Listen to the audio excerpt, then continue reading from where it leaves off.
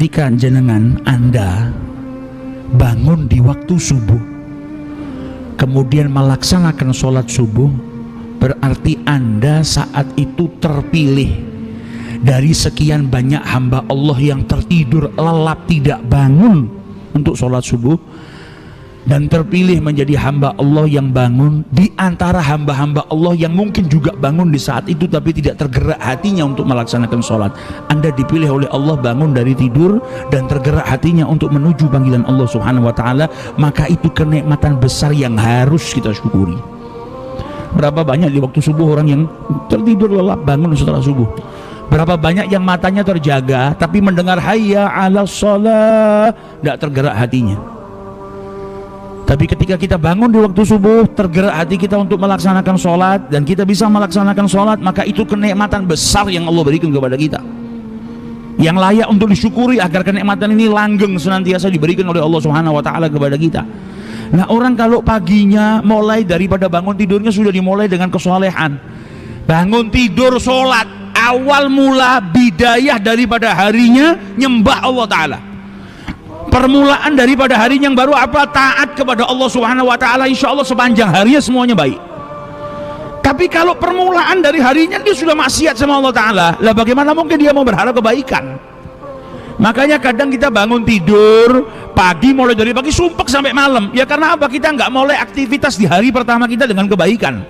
Makanya Nabi Muhammad ngajarkan kepada kita, tidurmu ngadep kiblat. Ketika bangun tidur baca doa alhamdulillah, baca doa bersyukur sama Allah. Jadi membuka lembaran baru di hari yang baru itu dengan apa? Baca doa, menuin panggilan Allah. Satu hari semuanya berkah. Kalau pagi kita sudah dapat melaksanakan yang berkah-berkah, insya Allah sepanjang hari kita diberkahi oleh Allah Subhanahu wa ta'ala. Karena manusia yang dicari apa sih? Kita semua yang hidup di dunia selalu berharap apa? Dapat kebahagiaan, kan? Tapi kadang-kadang kita lupa kebahagiaan itu, kalau kebahagiaan itu datangnya dari Allah dan hanya milik Allah. Kebahagiaan itu hibah minallah, hadiah dari Allah untuk hambanya. Tidak ada satupun dari makhluk Allah yang bisa memberikan kebahagiaan. Loh, tapi saya ada manusia yang biasa bahagiakan saya, bukan dari orang itu.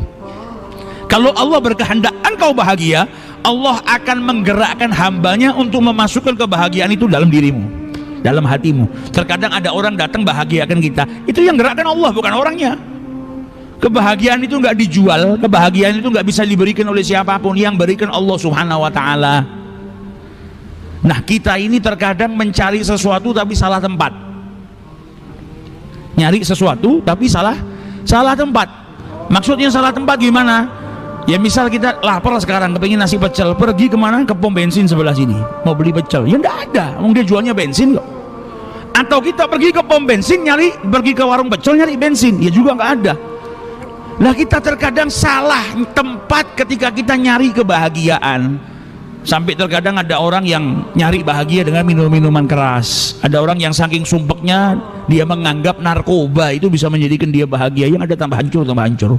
Kebahagiaan milik Allah, yang bisa memberikan hanya Allah Subhanahu wa ta'ala. Maka ketika Anda menginginkan kebahagiaan, jangan seperti orang yang cari nasi pecel di pom bensin, tapi datangilah Allah untuk mendapatkan kebahagiaan. Di mana? Di majelis-majelis ilmu, di masjidnya Allah Subhanahu wa ta'ala, dalam berzikir, dalam beribadah. Di situ Allah Subhanahu wa ta'ala akan memberikan kebahagiaan. Karena dalam Al-Quran Allah Subhanahu wa ta'ala berfirman, man amila shalihan, barang siapa yang beramal soleh, min zakarin aw untha, baik itu laki-laki maupun wanita, kata Allah Subhanahu wa ta'ala, wa huwa mu'minun, dan dia beriman kepada Allah Subhanahu wa ta'ala, fala nuhyiyannahu hayatan thayyibah, maka akan aku berikan, kata Allah Subhanahu wa ta'ala, kehidupan yang indah, kehidupan yang bahagia. Jadi untuk mendapatkan kebahagiaan butuh apa? Amal soleh. Kalau kau mau bahagia, beramal soleh. Ketika engkau beramal soleh, berbuat ketaatan, engkau akan diberikan oleh Allah Subhanahu wa ta'ala kehidupan yang baik, kehidupan yang membahagiakan. Jadi kebahagiaan itu ibarat buah. Nah, Anda tidak bisa nikmatin buah kecuali apa? Kecuali nanam pohonnya. Amal soleh itu ibarat kita nanam pohon. Ketika pohonnya sudah ditanam, keluar buah yang namanya kebahagiaan. Untuk mendapatkan kebahagiaan Anda butuh amal soleh. Maka jangan cari kebahagiaan di luar amal soleh. Tak akan dapat, yang ada binasa. Carilah kebahagiaan dengan apa? Bertagarub kepada Allah Subhanahu wa ta'ala. Bukan berarti orang yang punya uang banyak itu orang yang bahagia. Banyak orang yang punya uang gak bisa tidur, gak bahagia sama sekali. Bahkan mungkin semakin kaya semakin takut, bingung mikirin duitnya mau ditaruh di mana, bingung besok mau mikirin kerja apa yang bisa dilakukan. Ketenangan hati juga datangnya dari Allah Subhanahu wa ta'ala. Dan Allah telah menjelaskan kita dalam Al-Quran, ala bidzikrillahi tatmainnul qulub. Ketika orang berzikir kepada Allah, maka hati itu akan merasa tenang. Maka kalau cari sa'adah, cari kebaikan, caranya dengan beramal soleh, mendekatkan diri kepada Allah Subhanahu wa ta'ala. Dan kebahagiaan itu bukan hanya di dunia. Di dunia kita sudah diajarin caranya mendapatkan kebahagiaan. Kebahagiaan bukan hanya di dunia, ada kebahagiaan yang juga kita harus persiapkan saat kita masuk ke dalam kubur. Sa'adah fil qabr. Apa itu kebahagiaan di dalam kubur? Kebahagiaan dalam kubur itu kita masuk ke dalam kubur dalam keadaan bahagia. Nadkhul qabr, kita masuk ke dalam kubur, dimakamkan dalam keadaan sa'id, dalam keadaan bahagia. Kita dimakamkan, dimasukkan kubur, dan kita meninggalkan apa? Shadaqatun jariyah. Kita dimakamkan, kita dikuburkan, kita meninggalkan apa? Ilmu yuntafa'u bih. Kita dimakamkan, kita dikuburkan, dan kita meninggalkan apa? Waladun soleh, anak yang soleh yang mendoakan orang tuanya. Itu orang yang masuk ke dalam kuburnya dalam keadaan bahagia. Hidupnya sudah nabung. Apa yang ditabung? Ilmu yang bermanfaat, yang kalau dia mati dalam kubur dia tetap dapat pahala. Dia masuk ke dalam kubur, dia mati, dia meninggalkan apa? Shadaqatun jariyah. Dia mati di dalam kuburnya sudah nggak bisa beramal, tapi masih dapat pahala daripada amal yang semasa hidupnya dia lakukan. Dan ketika dia wafat, dia tinggalkan anak yang soleh yang mendoakan dirinya. Ini sa'adah fil qabr, kebahagiaan ketika kita masuk ke dalam kubur. Dan juga kebahagiaan di yaumul hasyr. Ada kebahagiaan juga di hari ketika kita dibangkitkan, hari di mana semua manusia berantem ketakutan. Hari dibangkitkan, semua orang merasa takut, semua orang kebingungan. Dan kita umatnya Nabi Muhammad SAW yang semasa hidupnya mempersiapkan diri berjuang untuk mendapatkan syafaahnya. Kebahagiaan kita kelak di hari kiamat adalah perjumpaan dengan Nabi Muhammad dan dapat syafaah dari Nabi besar Muhammad SAW. Berarti ada tugas yang harus kita lakukan sekarang, memperbanyak sholawat, memperbaiki akhlak, ngikutin perintahnya Allah. Tujuannya apa? Nanti di hari kiamat ketemu Nabi Muhammad. Tujuannya apa? Nanti di hari kiamat bisa dapat syafaat Nabi. Karena kebahagiaan yang hakiki di hari hasyr, hari kebangkitan nanti, adalah mendapatkan syafaat dari Nabi Muhammad SAW. Nah kalau semasa di dunia dia nggak dekat sama Nabi Muhammad, nggak ngikutin sunnahnya, nggak baca sholawatnya, nggak melakukan hal-hal yang menjadikan dirinya dapat syafaat, bagaimana nanti dia mau dapat syafaat?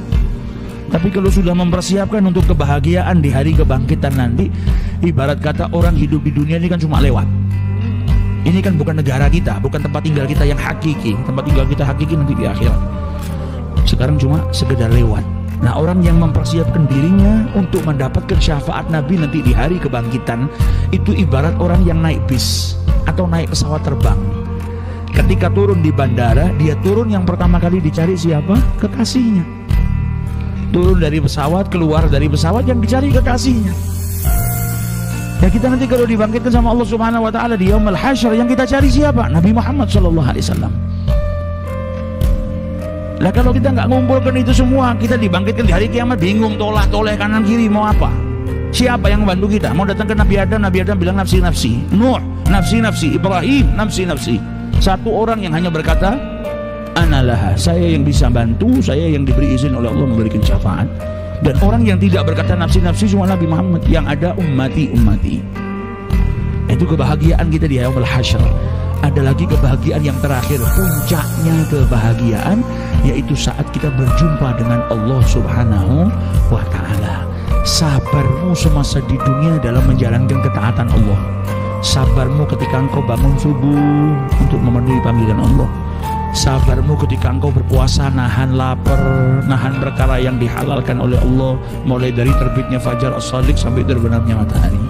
sabarmu ketika engkau mengeluarkan hartamu di jalan Allah, sabarmu ketika engkau mengeluarkan zakat, sabarmu ketika engkau menggunakan hijab di antara wanita-wanita yang tidak berhijab, sabarmu ketika menutup aurat, sabarmu ketika engkau meninggalkan perbuatan maksiat. Imbalannya dari Allah apa? Kelak engkau akan diperjumpakan oleh Allah Subhanahu wa ta'ala, dan itu sebaik-baik kenikmatan yang Allah berikan kepada hamba. Gak mungkin bisa berjumpa kecuali Allah ridho, dan ridho itu puncak daripada segala kenikmatan, lebih dari surga nikmatnya, keridhaan Allah Subhanahu wa ta'ala. Nah, dunia tempatnya kita mempersiapkan dapat kebahagiaan. Kita kan sering dengar waktu masih kecil sekolah, belajar yang genah yang giat, supaya apa? Besarnya bahagia, supaya besarnya jadi orang sukses, bisa bahagiakan orang tua. Ya itu baik, tapi ada nasihat yang lebih dalam. Semasa kita hidup di dunia ini, jangan pernah tinggalkan perintah Allah, jangan maksiat, karena itu semua nanti akan membuat engkau bahagia di dunia sampai di akhirat, dan juga membahagiakan orang tuamu. Maka sebagaimana kita mikirkan caranya bagaimana bahagia di dunia, pikirkan juga untuk mendapatkan kebahagiaan saat kita masuk kubur. Pikirkan juga supaya kita mendapatkan kebahagiaan saat kita dibangkitkan oleh Allah, dan pikirkan juga bagaimana kita mendapatkan sa'adatul abadiyah, kebahagiaan yang abadi, yaitu dengan dimasukkan ke dalam surganya Allah Subhanahu wa ta'ala. Maka di hari pertama kali kita masukin hari yang baru, baca doa, bergegas untuk memenuhi panggilan Allah agar sepanjang hari itu semuanya baik. Ada lagi kaidah yang diajarkan sama Nabi Muhammad, kalau kau kepingin bahagia, bikin bahagia orang lain. Kalau ada orang lain yang punya hajat, bantu dia. Maka imbalannya apa? Selain dosamu diampuni sama Allah, kau kalau punya hajat, Allah bantu dirimu. Maka bantu orang itu gak ada ruginya. Bahagiakan orang lain, idkharus surur, bahagiakan orang lain juga menyebabkan dirimu bahagia. Membahagiakan orang lain, bantu orang lain, itu juga membuat dirimu bahagia. Kau bahagiakan orang lain, Allah yang akan membahagiakan dirimu. Kau berbuat baik kepada orang lain, Allah pun akan membalas dengan yang lebih baik untuk dirimu. Makanya dulu orang-orang soleh zaman